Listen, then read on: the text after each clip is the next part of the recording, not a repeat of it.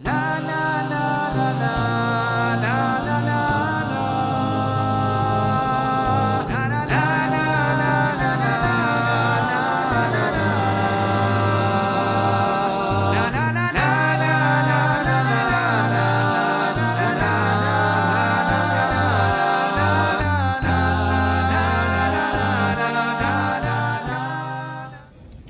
we have Shana Aleph speaking tonight. Aryeh Keller.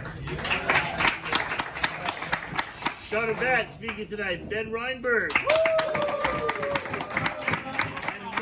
And much anticipated, and we'd like to welcome the family of Dunec who have come to celebrate the amazing Siyum that he's going to make tonight. But as the opening act, please give your attention to Aryeh Keller.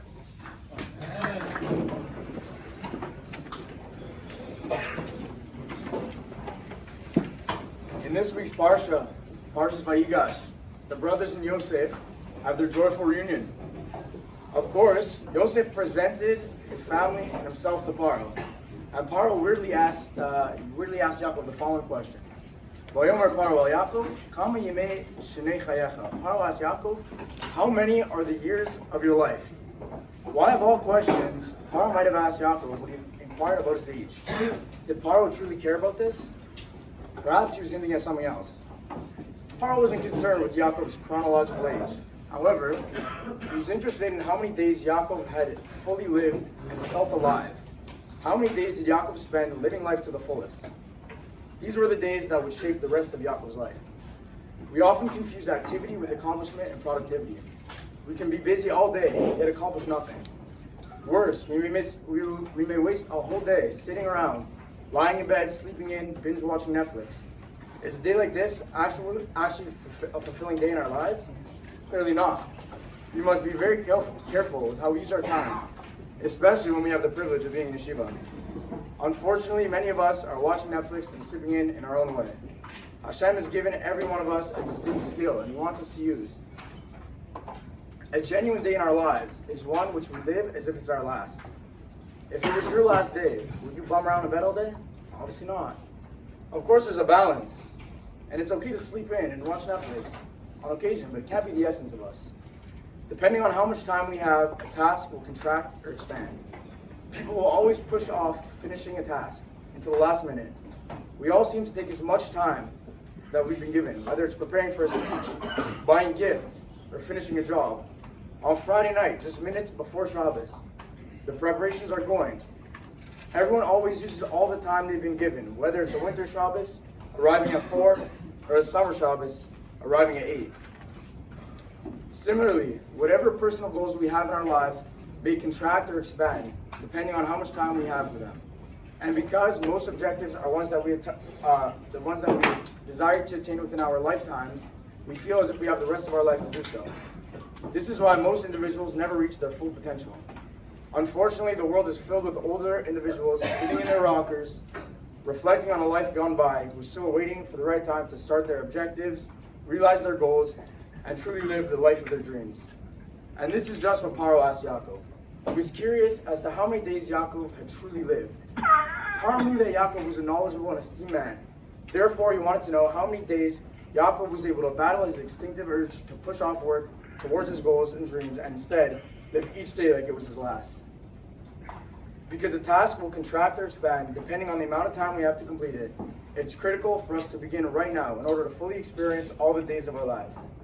We should all be zochet to work hard on our goals and Bezos Hashem achieving them in the near future. Inshallah.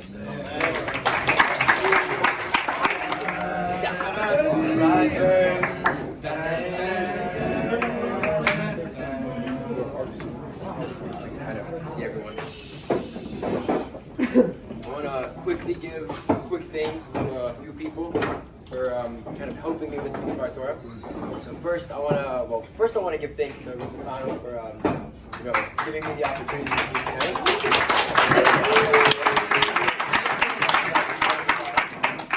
I also want to thank Rav Shimshon for helping me kind of interpret my idea for this program.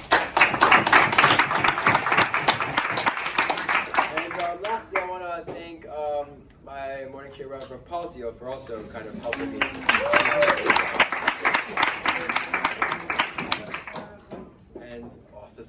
lastly, I want to thank Rav Cook for his amazing. I recommend everyone take a look at it. It's got some great Devar Torahs, great ideas. All right. Okay. Anyways, so Rabbi Zera asks his Rav Yehuda, a question. He sees that Rav Yehuda is in a very good mood today. He's like, oh, I'm going to go ask him a question. So he walks up to Rav Yehuda, and he's like, I have a shaila for you, Rav. And he's like, why is it that the goats are the head of the flock, they're the leaders, and afterwards all the sheep follow them? And without even batting an eye, without even like hesitation, Rav Yehuda answers easily. He's like, oh, it's because, when God created the world, after creation, there was darkness, and the darkness represents the goats, because in the time the goats are usually, black. And then came light, which was like the sheep, which are white, which came light. And so as we and then you might think, like, why would Rav Zera even ask this question? It's like you could be asking, is Rav's in a good mood? You could ask him the deepest insights of the Torah. You could be asking him anything. But no, he decides to ask him about goats and shepherding. But there's actually a deeper meaning to it. So, as we all know, that the great leaders of the Jewish people were actually shepherds. We have Avram Avinu, we have Moshe was a shepherd, we even have David HaMelech was a shepherd. And the reason they were shepherds, they were shepherds. So as Yosef talked with his brothers when they were coming down to Egypt, he was like, listen, tell Pharaoh that you are shepherds. So he'll put you in a place of your own. Like he put them in Goshen, in their own Goshen, in their own little ghetto where they could live and be kind of separated from the Egyptians. But that's like the connection. But going back to these shepherds, the shepherding lifestyle is a reflection of inner contemplation, not like farming, where farmers have to be in on their work every day. They're hands-on. They have to constantly be doing a lot of physical activity. Shepherds, they have their time to relax. They kind of just shepherding their sheep, and they have also the thoughts and ideas that come along with it, where they're able to think about God and be in touch with reality, but also have these big questions of life and think about God. Yeah. So the shepherd's main focus in his lifetime, I guess you could say, is mainly his flock and his thoughts and ideas that he ponders while he lives. And what is an idea? An idea are these vague thoughts that you have that are vague thoughts that are obscured by the blurry mist of our imagination. And hidden in this fog, we have this great hidden treasure. And over time, when we refine and we clarify these thoughts, the treasure is revealed, and it comes forth in light and wisdom. And just like that, the sheep are kind of like a clarity. It shows like the lightness, kind of bringing it back to the sheep and the shepherd. And the goats actually leading the sheep is a metaphor for so inspired but hazy thoughts that come from our minds. These insights are then followed by a flock of clarified ideas. So we have these thoughts, and we have these, I guess, unfiltered ideas where they're not so put at, no one really works into these thoughts. But as you kind of dig more deeper into them and put your effort into these thoughts, they become this treasure, these ideas where they have meaning to them. These big meaning. And connecting this further to the Parsha, if we go back to a few Parshas ago in Vayigash, we see that Yosef had his dreams. And one of his dreams was that all of his brothers would bow down to him. All the stars bow down to and we see that him telling his brothers about this dream kind of added to their anger towards him, and added their anger towards them selling him to the merchants going to Egypt. And then we have the next Parsha, which is Miketz, which is his rise to power, from rags to riches. He's thrown into jail.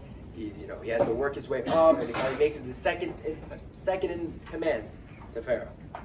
And then there's Vayigash, where the whole brother situation, where he's having this argument or just conversation with Judah, and in the end he ends up revealing himself to them. And we can kind of connect that Vayishev and Miketz are like the black goats, where it's like this where it's like not the full thought idea yet, where they're kind of they connect. They connect. Okay. And then Vayigash, which is like the white sheep that comes flowing afterwards, is like the clarity and the understanding of the situation, where he's able to have this full meaning and I guess understanding of I guess bringing it all together somehow.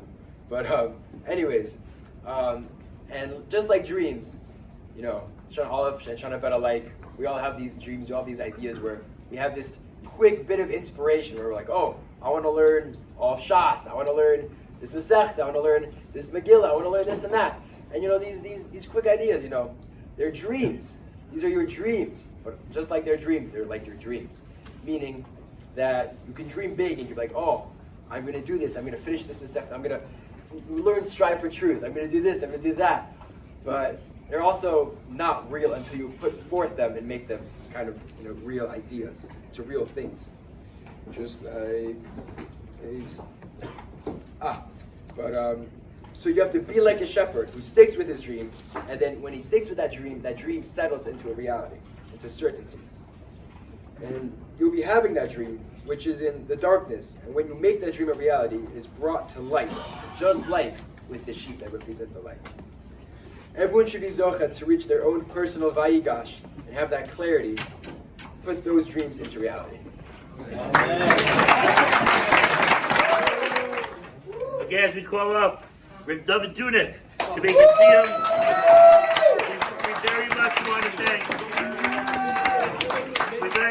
thank the sponsors for tonight's Mishmar, Dr. Caryn Borger and Marc Dunec, in honor of David Siyum on Pirkei Avos, and Rabbi Shmuel and Naomi Bennun, in memory of Shlomo ben David Olav Hashem, whose yahrzeit is Vav Teves. Please give your attention.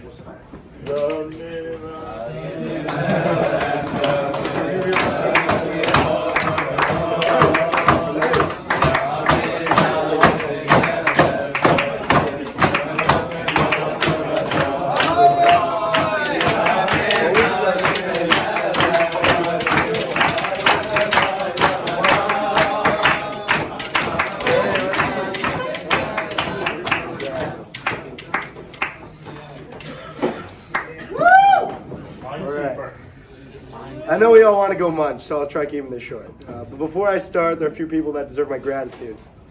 Firstly, I'd like to thank Rav Uri and Rav Shimshon. They're the two main rebbeim that I learn from on a daily basis. Their unconventional style of teaching is the reason I am truly finding a love for learning Torah, so thank you. Second, I'd like to thank Rav Eliyahu for the countless hours he has invested into this Siyum. Although he threatens to send me to Ashrenu every time I do something stupid, I would 100% wouldn't have even sat down in the base, let alone learn, if it wasn't for him. Third, I'd like to thank my buddy Mac, who's in town from UCF, for coming in for this.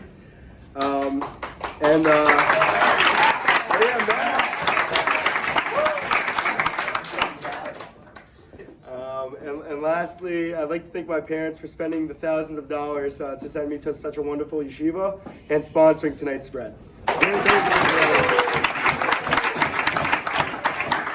the idea what the spread was, you'd give them a standing ovation. So we should try that again.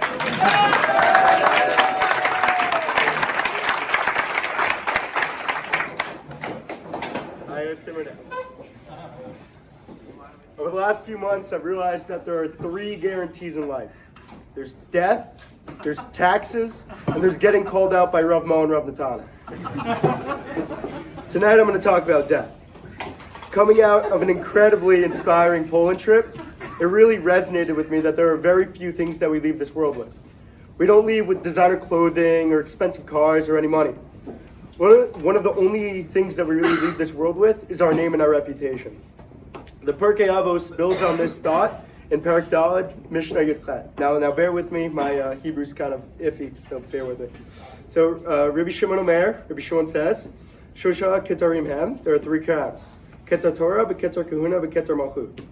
The crown of Torah, the crown of priesthood, and the crown of kingship. Keter Shem Tov Olah Al Gebehen. But the crown of a good name surpasses them all. Avram Avinu was remembered for basically being the founder of monotheism.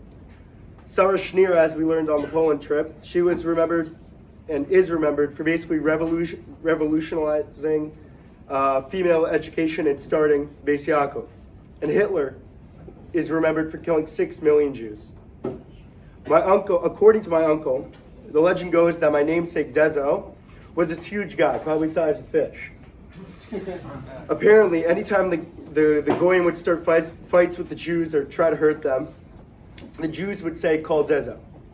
He can and would beat up anyone who started up with the Jews and/or was doing something harmful to others. At the end of the day, his legacy was that he always stood up for what was right. I hope to even have a sliver of this legacy. Now I pose to you all the question, what do you want to be remembered for?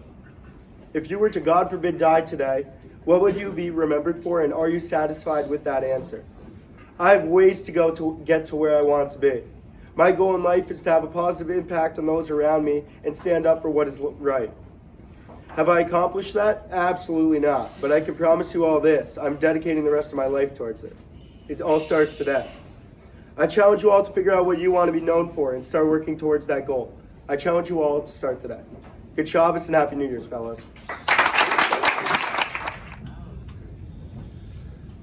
Konikra Bishmi Odi Berad.